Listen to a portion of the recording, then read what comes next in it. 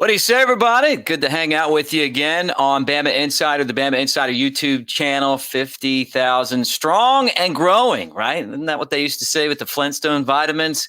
Great to have you here, though. This is Alabama's rival site. Don't forget to download the podcast. If you're driving somewhere, you just want your daily Alabama fix, we got that for you as well. Spotify, Apple, or wherever you get your podcasts. And for the latest breaking news on recruiting, Alabama football, basketball, everything Alabama, check out BamaInsider.com. Andrew Bone covers recruiting. Tony Tsoukalis is going to follow the Tide wherever they go.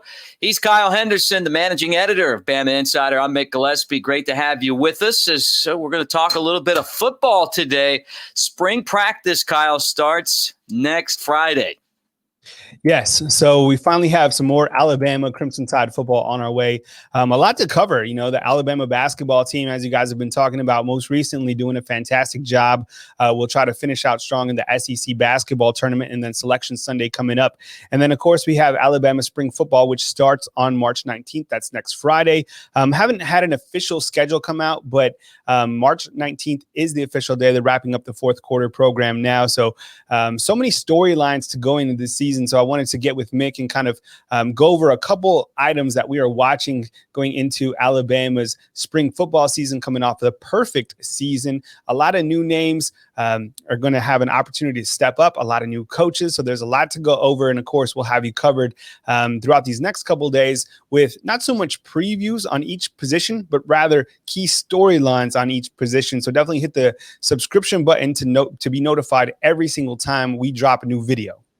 Yeah, give us a thumbs up as you watch, guys. Subscribe to the channel and make sure you're part of Bama Insider and the latest Alabama football news. All right, Kyle, let's play a game. 5 questions going into spring football, which is exciting. The 8A game is going to be on April 17th, Bryant-Denny Stadium. Fans in attendance is going to be a lot of fun. The strip's going to be hopping. I'm ready for football. The weather's great right now.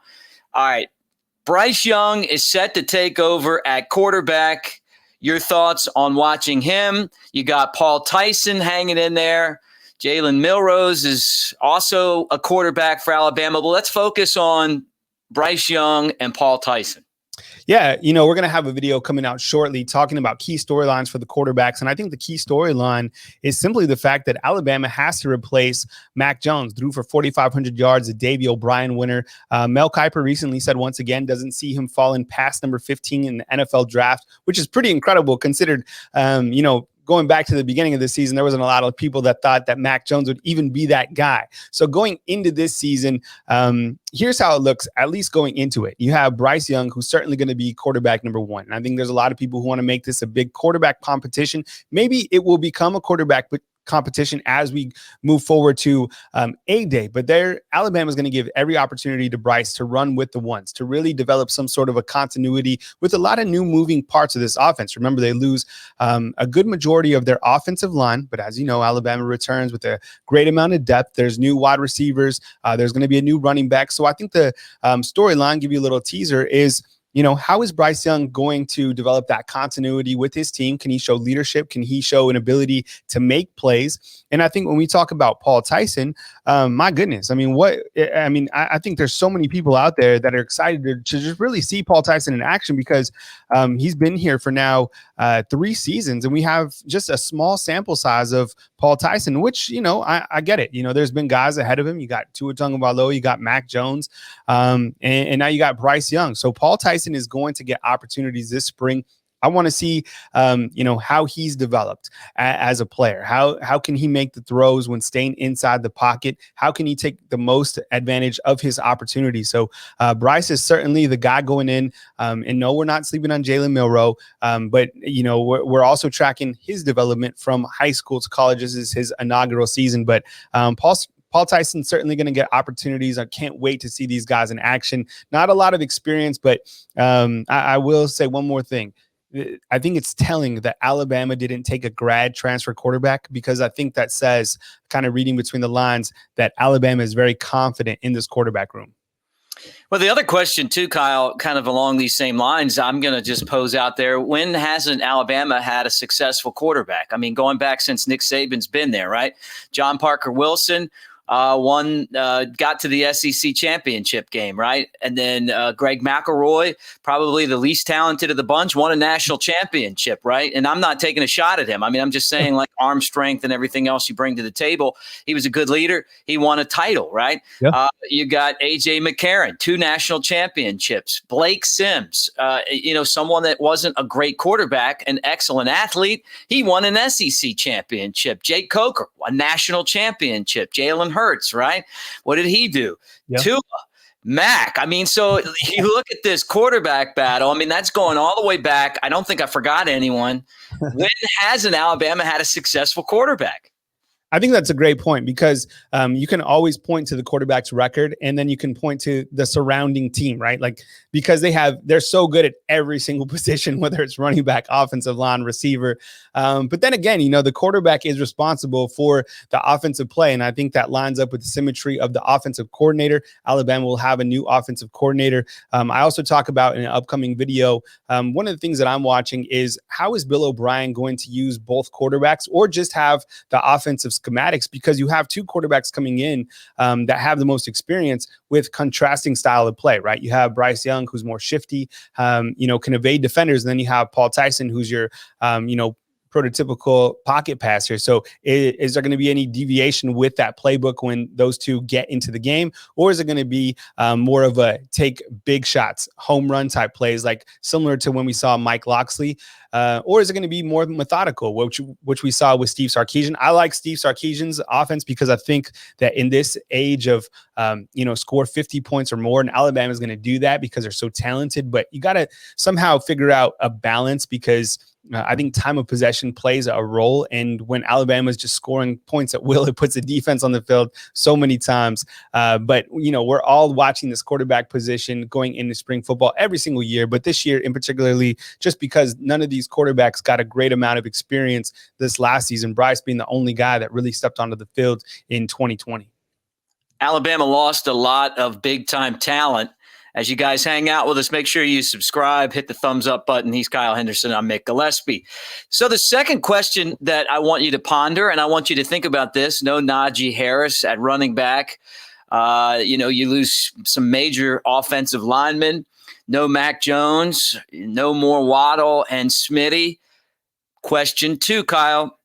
Who will be this team's major offensive weapons? I think that's a great question because, Alabama loses some major firepower. I mean, not only their quarterback, which we just spent a good amount of time talking about, but also, they lose playmakers on the outside edge. And I think that when you kind of look to guys that are going to step up, I think you certainly have to look at John Metchi, had close to 1,000 yards last season, playing behind some very good wide receivers. And when Jalen Waddle was injured, John Metchi stepped up. And I think going into this season, he's a guy who has a lot of veteran experience.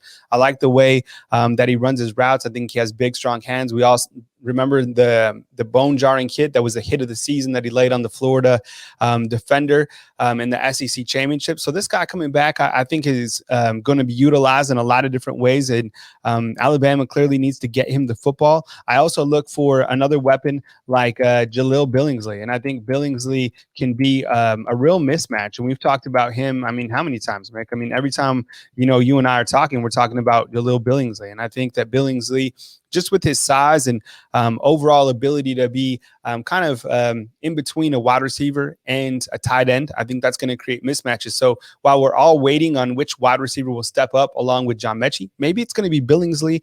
And I think also kind of looking from the running back perspective, who's it going to be? And I think that Alabama is going to give every opportunity for that particular player to be Brian Robinson. Brian Robinson returns with a ton of experience. He's played in 52 games, if you can believe that, at Alabama.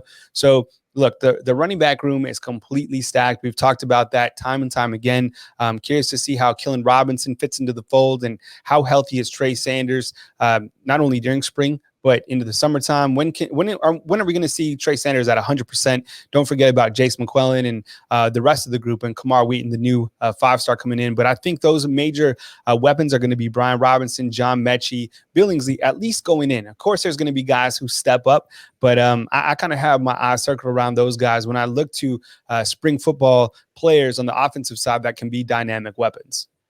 Brian Robinson, I guess, headlines the guys who returned on offense this year. I mean, compared to last year when you had some big time names like Najee Harris and Devontae Smith. So he's the guy that comes in, Kyle, with the experience.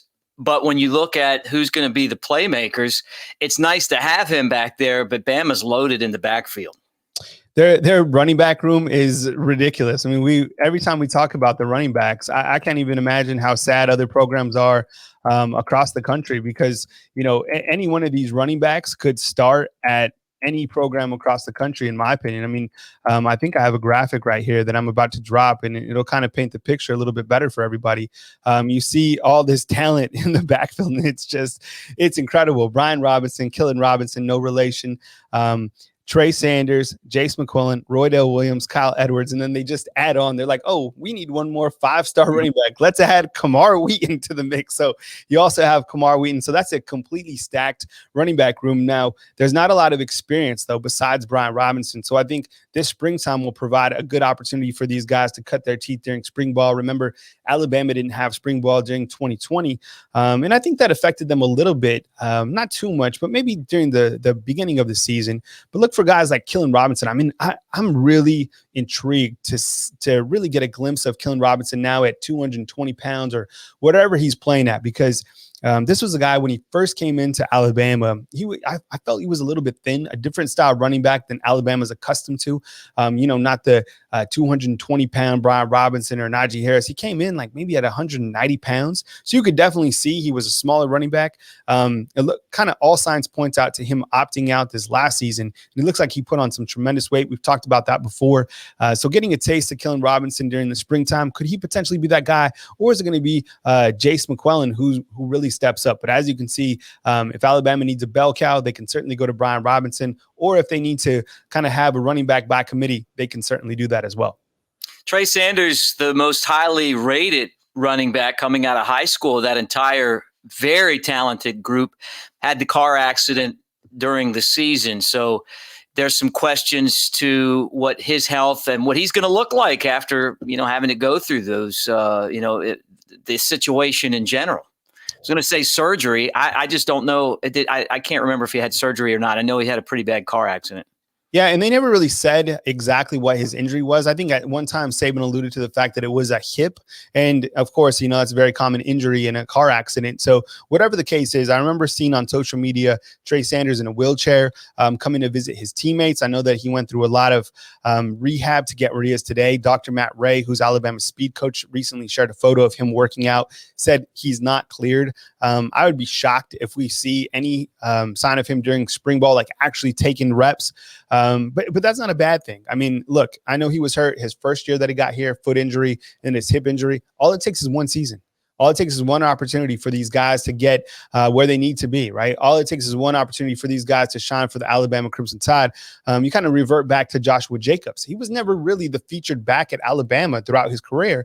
And look, he was a first-round pick with the Raiders. So a lot of it is about timing. Yes, the running back room is loaded, but I think in time, if Trey Sanders is able to get 100% healthy, which I think he's going to, he's going to be very productive. I think it just needs to be, I think fans just need to be a little bit patient with Trey Sanders, and, injuries happen. It's part of football, and all the best to him. I love that picture. You got Sanders with the ball. You got Bryce as the quarterback handing it off. There's Billingsley. It's like the future. That's the new class. Yeah. Right. The future of Alabama football. Hey, thanks for hanging out with us, guys, on Bama Insider, the YouTube channel, or maybe you're listening to the podcast. We appreciate it. Thumbs up, subscribe. We're over 50,000 strong on the YouTube channel, and it's because of you guys. If you really like the way that Alabama looks as national champs, if you're listening to the podcast, go ahead and give us a 5-star rating. Do it for the Crimson Tide. He's Kyle Henderson. I'm Mick Gillespie. We're talking about 5 questions going into spring football practice. As of today, March the 10th, 2021, the NCAA has not determined yet what the transfer rule is going to be for this year. But what I'm understanding is look for them to clear a 1-year, you can transfer wherever you want rule, right? So we don't know if Henry To'oTo'o is going to be coming to Alabama from Tennessee. So kind of keep that off of the radar as we talk about what to expect from this defense as a whole. But that's my question. Yeah, I think when you look at Alabama's defense, I think you should be really excited if you're an Alabama Crimson Tide football fan. I mean, there's some good continuity coming back on the defensive side of the ball. I know they have to replace, Carl Scott, but I think they're going to be just fun overall from a personnel standpoint. I think when you look at the secondary and you kind of see all the veteran experience that is coming back, you got Jordan Battle coming back, you got Daniel Wright, DeMarco Hellams, you got Josh Jobe. The interior linebackers should be fantastic. Christian Harris, potentially Jalen Moody. And then on the outside edge, you got Chris Allen, you got William Anderson, complete beast. And then up front with the defensive line, I mean, you got DJ Dell, another video that was released by Dr. Matt Ray recently has him looking very explosive. You have Tim Smith, Fedarian Mathis. So a lot of moving parts and a lot of experience coming back. So look for the Alabama defense to really be the anchor of this team going into this 2021 season. I think they're very hungry. I think they're, out to prove that they can still be the backbone of this program. Look, there was a lot of times throughout Saban's career that it was really about the defense, right? And I think kind of as the program has evolved, it's more about the offense and that quick strike ability. But look, this defense has enough veteran experience to get after the quarterback, make plays in the secondary, and stop the run. And kind of when you look at Alabama's overall schedule, I think that this defense will be built to stop any opponent on there. I know there's a couple teams, and we'll talk about the schedule as we get closer to the actual season. But overall, I really like this defense, so much experience. And if they are able to add on a Henry To'oTo'o, and kind of all signs seem to point towards that, if they are able to land maybe even a JT Tuilamola, I can't even imagine how much more talented and how much more depth this Alabama team will have. And I think a lot of people seem to get really caught up on the fact that there needs to be one particular starter. And one thing that I've learned covering Alabama is the fact that Alabama has much more than just 11 starters. They could go 15, 16 deep because they're that talented. The one question that I do have for the defense is who's going to step up at corner. I talked about that recently on a video that I released regarding the secondary, because when you lose Patrick Surtain, there isn't a guy that has really stepped up yet. Now, I know we're not even in spring practice, and we've talked about maybe a Jalen Armour-Davis, maybe a JaQuincy McKinstry, or maybe a Kyrie Jackson who's not even here yet. So that's the one kind of question I have regarding the defense, but overall, so much talent across the board. Going to be interesting to see what happens there in that cornerback battle. But I'd love to see a guy named Kool-Aid out there just picking off passes and doing his thing. And we'll find out. Nick Saban, he coaches that position. Normally, that's one of the strengths for this Alabama team. Hey, guys, thanks for hanging out with us here on the Bama Insider YouTube channel. Thumbs up, subscribe as you watch or you listen. He's Kyle Henderson. I'm Mick Gillespie. We're the Alabama Rival site, and we're talking about Alabama football. 5 questions going into spring practice. Will Anderson, Malachi Moore, some big-time guys are returning. Kyle, the 4th question is second-year breakout players to watch. Well, I mean, you just certainly hit on one of them. I mean, William Anderson, I mean, what he was able to do last year, let's get that photo framed up right, for Alabama was simply magnificent. I mean, this guy came in and he was SEC ready. I'll never forget when Dylan Moses was talking about William Anderson, and he was like, look, he came in ready to play. And he absolutely did. I mean, this guy was involved in a ton of plays as a true freshman, and I think he got better week by week. Remember against Missouri, we all saw him. We're like, whoa, that's what he's capable of. Missed a couple tackles, but he really fine-tuned his game towards the back end of the season. And I think when you look to Alabama's pass rush, William Anderson is going to be a pivotal point for Alabama's defense. So you have Chris Allen, who I thought played fantastic towards the later part of the season. So those are your edge rushers, and I think it's very important for those guys to get heat on the quarterback. William Anderson has proven that he can do that. I think Chris Allen the same.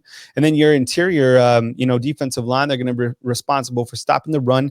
But I look for another second-year player to really step up, and we've talked about him before, and that's Tim Smith. I mean, I'm really surprised that Tim Smith was able to be effective as he was, towards the later part of the season. I think he was one of the players that we were all asking about. when is Tim Smith going to come in? When are we going to see some sort of an impact from him? And I think Tim Smith was that guy to certainly step up and show that he couldn't get to the quarterback. And I think he could be a guy who replaces Christian Barmore. Look, Christian Barmore could be a late first-round pick. It's going to be tough to replace an interior pass rusher, but Tim Smith could certainly be that guy. And honestly, I think that when you look at the roster standpoint and the roster management, I think there's a reason that William Anderson, stepped up and started. I think there's a reason that Tim Smith started. And I think those two guys really stepping up and showcasing their ability led to transfers from Ismail Sopsher. Remember, he was a defensive tackle, never got on the field. And I also think probably Kevin Harris as well. Now, look, these guys want to play.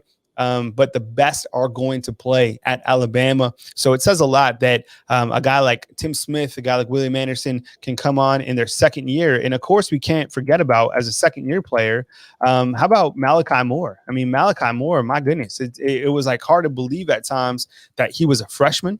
Because he played like Minka Fitzpatrick, right? I mean, it was like everywhere. He was like all over the field. So look for him to get, even better, which is crazy to think about. And then I'll add one more on the defensive side of the ball. I guess all these guys are on the defense.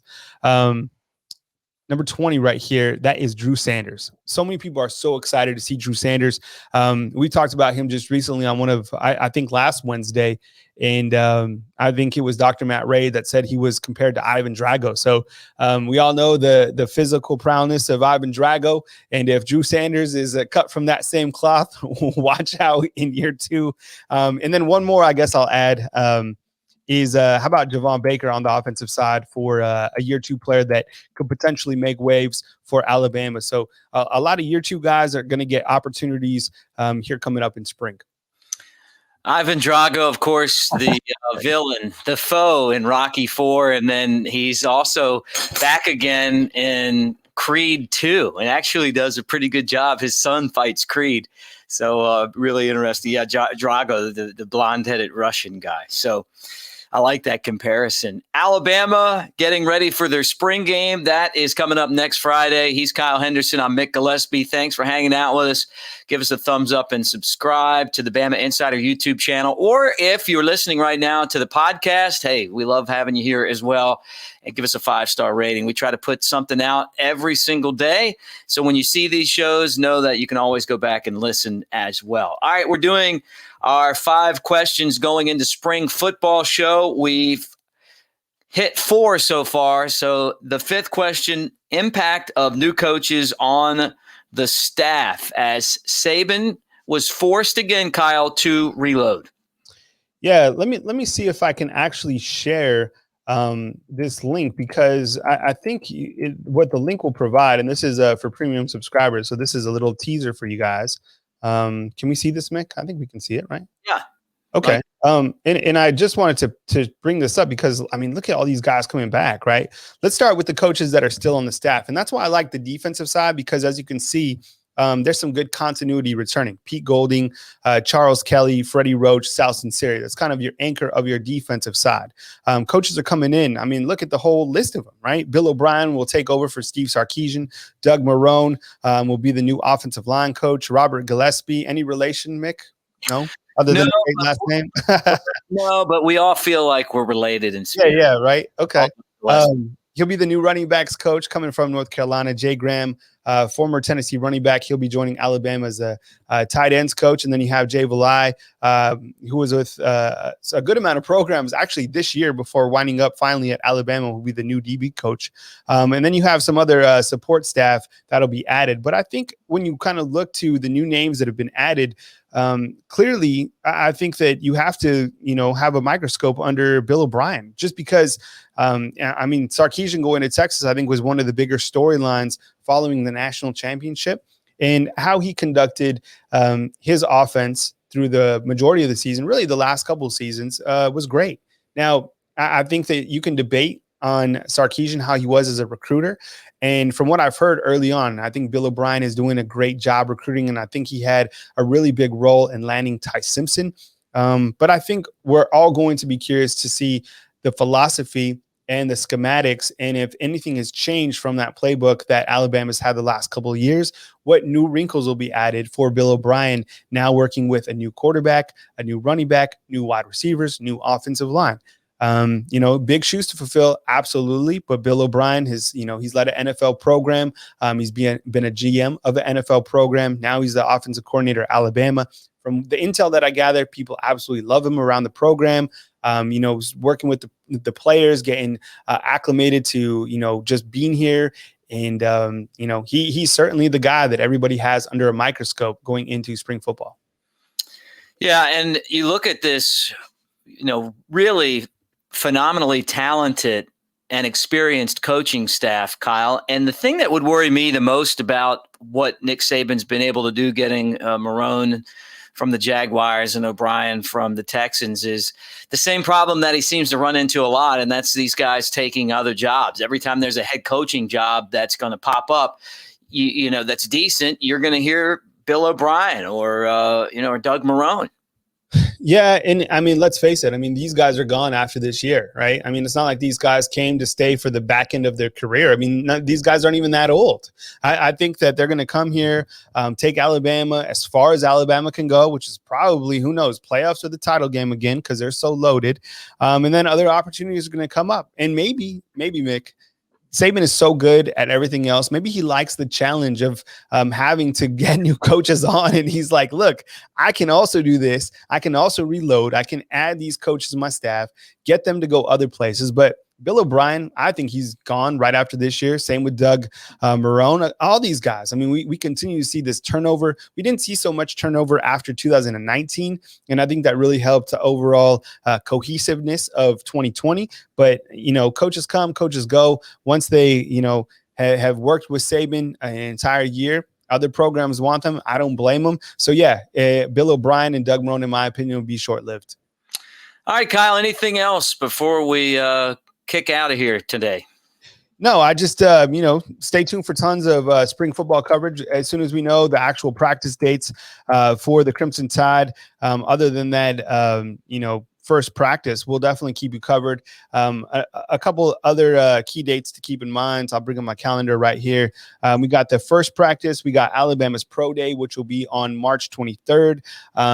We got, NCAA basketball to keep track of. Selection Sunday now coming up. So we'll have tons of coverage right here on BamaInsider.com. And then on April 17th will be Alabama's spring football game. And then 2 weeks from that will be the NFL draft. And as you know, tons of guys going from Bama to the NFL because the NFL is, let's face it, built by Bama. So definitely hit the thumbs up, like, subscribe, and definitely be notified every time we drop a video right here on Bama Insider. Tomorrow, Andrew Bone will take over. He'll have his show, which has been pretty fun, the Bone Show. He's talked to a lot of different commitments, recruits, coaches. So I'm not sure what he's got on tap for you, but on the Bama Insider YouTube channel and the podcast download, we'll have that for you tomorrow. Friday's Trey Yannity. He's Kyle Henderson. I'm Mick Gillespie. Don't forget, Sunday, Alabama will be hopefully a number 1 seed, maybe a number 2 seed in the men's basketball tournament. And we're going to be here with you for that as well. For Selection Sunday. This is the first time as an Alabama guy I can remember being excited about Selection Sunday, probably in the last 15 years. No, I know it's going to be great. I mean, think about it. I mean, if you're an Alabama fan out there, and maybe you just followed the football team or whatever, hey, jump on the wave of the basketball team and certainly ride with Oats because these guys are doing a fantastic job. They deserve your support because they're putting, the Crimson Tide where they need to be on the basketball front. A 1 seed, 2 seed, definitely possible, which is incredible to think after this is Nate Oats' just second year coaching the basketball team. They're going to have to run the field in Nashville to get the 1 seed. But, Hey, look, the way they've played in the SEC 16-2, it would not surprise me if they didn't get that done. He's Kyle Henderson. I'm Mick Gillespie. Again, thank you for hanging out with us. Thumbs up as you watch. Subscribe to the Bama Insider YouTube channel. Always check out BamaInsider.com for your latest news on Alabama recruiting, football, basketball, all things Alabama. Roll Tide, everybody. Thanks for watching.